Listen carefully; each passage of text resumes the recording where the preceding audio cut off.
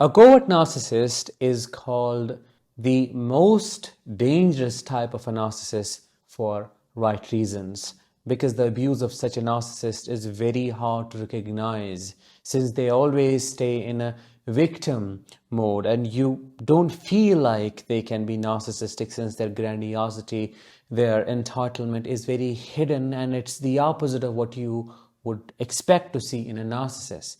Being with a covert narcissist is akin to being left in a room filled with odorless poisonous gas. You can only feel the suffocation, the impact. Being with such a narcissist is also like being stabbed by invisible knives. You only see yourself bleeding, but you do not know exactly what's happening to you.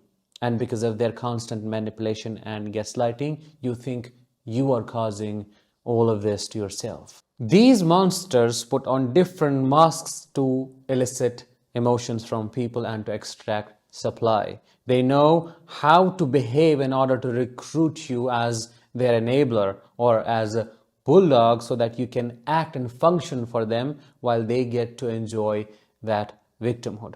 One of their biggest tools is the modulation of their voice. Yes, they modulate their voice in different ways, and that too quite selectively, to get a certain kind of response from the person they are targeting. And that is what we are going to thoroughly talk about in today's episode. Hi, I am Danish, a narcissistic abuse recovery professional. In this episode, we're going to learn how a covert narcissist uses their voice to control you. If that sounds interesting enough and you're eager to learn more with me, please make sure to subscribe if you haven't already, or if you're new to the channel. Your subscription always helps spread awareness about narcissistic abuse. There are four main types of voices used by narcissists. The first two are reserved for covert types. The last two can be used by both. The first voice is this excessively sweet, saccharine type, the one that is inviting, bubbly, open, that's kind, respectful. A narcissist puts on the mask of this excessively sweet voice when trying to manipulate a new source of supply. When a new person has entered into their territory and now it is a chance for the predator to hunt, they project an image of a person who they are not, and this person is open. There's a lot going on in their life. They're filled with joy. They're far away from all that malice and hatred. They're open, they're kind, they're helpful, they're altruistic, they're wise, they're bubbly. They are someone you cannot miss to be connected with. You have to have a relationship going on, and that creates this rush for the target, for the new supply, to just fall for that trap. And unfortunately, it is a form of love bombing as well. While using this mask of sweet voice, the narcissist also brags about their life and their children and their spouse and their house and everything that is going on, which is a kind of humble bragging, but it is not humble. Why? Because it is subtle. Actually, they want to get that admiration. They want everybody to give them that attention and admiration for being the martyr mom or the ultimate dad, the great partner who is so caring, who is so giving. This raises an important question though. What about high-functioning alcoholics or those people who are depressed but are high-functioning as well? Because this population also look lifeless in private. They don't smile, they don't talk, they are emotionally zombified, but they have to function. And in public, they don't look like they're struggling and suffering. What about those trauma survivors whose go-to response is change in voice? Let's say there is a trauma survivor who in public gets really excited about things. They're nervous, and that excitement comes out as bubbliness. They don't seem to struggle, or it doesn't look like a trauma response, but it is one. The answer to all these questions is not a simple one, but there is one big differentiator, and that is intentionality. With these people who are struggling with actual mental health issues, they do not intend to hurt others, or they do not change behavior on will with one purpose, and that is to influence the other person's perception only to benefit them, which is the narcissist. High functioning alcoholics, people who are depressed but are high functioning, or trauma survivors who change their voices. All of this happens unconsciously. This is an adaptation only to function, because they have to perform in order to keep going on. They do not know if their suffering will be seen or validated. But that is not the case with narcissists. Narcissists are quite intentional. When they talk a certain way, they know they're looking for attention. They know they are trying to manipulate their perception.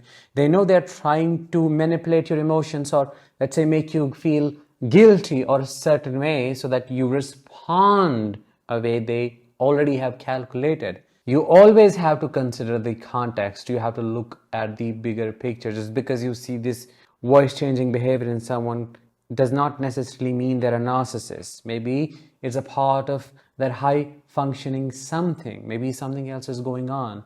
Maybe they have social anxiety. Maybe they don't know how else to function. So I am sharing this aspect of narcissism with you just to let you know that this is also a thing, which in itself does not mean every person who shifts their voice is a narcissist, because to some extent, normal people also do that to be pleasant, to be more open. That doesn't mean they are narcissistic. Voice number 2, and the most important one. This is the one where the narcissist becomes a martyr, is struggling and suffering.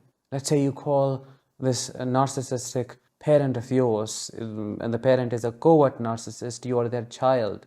They are controlling you using 3 things: fear, a deep sense of obligation, and extreme guilt. And the narcissistic parent intends to make you feel obliged, guilty, and trigger that shame so that you do what they want you to do.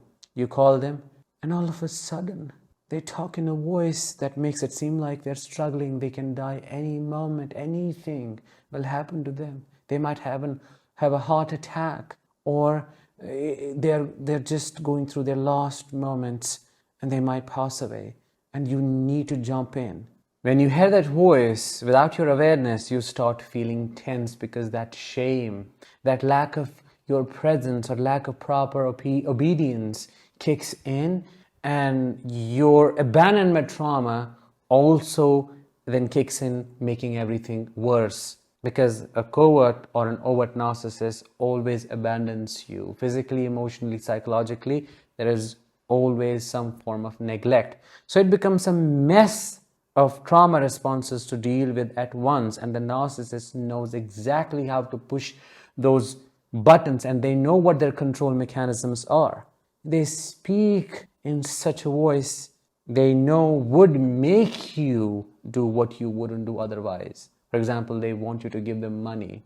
They want you to do something that they know is difficult for you. You'll leave everything behind and do that thing. How do I know this? Unfortunately, this has been my whole life. My whole life, until I emotionally and psychologically separated from my covert narcissistic mother, was all about how do I make it better for her? How do I take care of her? How do I make it easy? I had no self, because my identity, it seems, was created for only one purpose, and that is to serve her ego.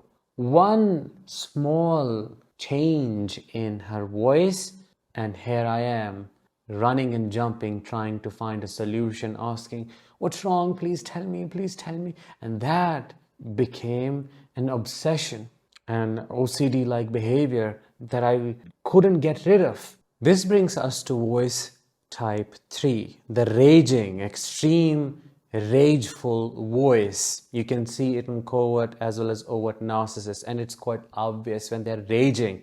It feels Satan himself is speaking through the narcissist, because it's quite heavy, dark, they're growling and they're snarling. They just are trying to put you down, bring you down, burn you, psychologically assassinate you, if I can put it that way. Just do everything to attack you.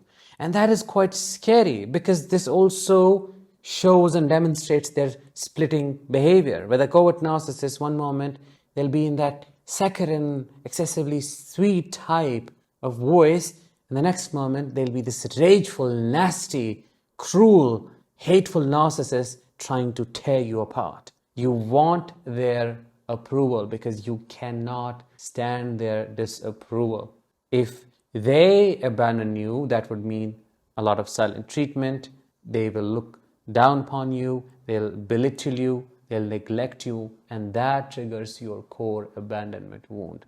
Fourth type of voice is this dead, monotonous, emotionless voice, which is the actual real voice of the narcissist because they are emotional zombies. They don't feel anything, so you don't see that modulation. There are so many well-known narcissists online who talk about narcissistic abuse and so on. Observe their voice. Notice the shifts in the tonalities. You won't find a lot of content there. When a narcissist has devalued you and they have created this internal separation and they don't see you as one of their own, that is when you get to hear that monotonous voice. When they're filled with hatred and that hatred has brought their true self to the surface, that is when you get treated through this mask. It cannot be and must not be confused with other conditions such as autism or other trauma responses. Always consider the context, look at the bigger picture and other behaviors that go along with this one. You may also get to hear this monotonous dead voice when the narcissist is no more interested in you, and or when you're not the primary or the main source of supply, or when they are done with you because they have other sources lined up and they don't want to give you any approval anymore. They don't want to do anything. They don't care about love bombing you or anything at all because they don't just, if you go away, that would be fine. In conclusion, a narcissist wears many masks, and some masks are specifically reserved for the change of their voice. It is through the change of their voice they can control your emotions, as crazy as that sounds. They can put on the mask of being this excessively sweet person, or a martyr victim type who has been wronged by everyone, or this dead monotonous voice. All of these have to do with one thing, and that is the rottenness of this personality type. With that, let's bring this episode to an end. I hope you found it insightful. If you did, let me know in the comments and share it with others. I'll talk with you in the next one. Until then, let the healing begin and continue.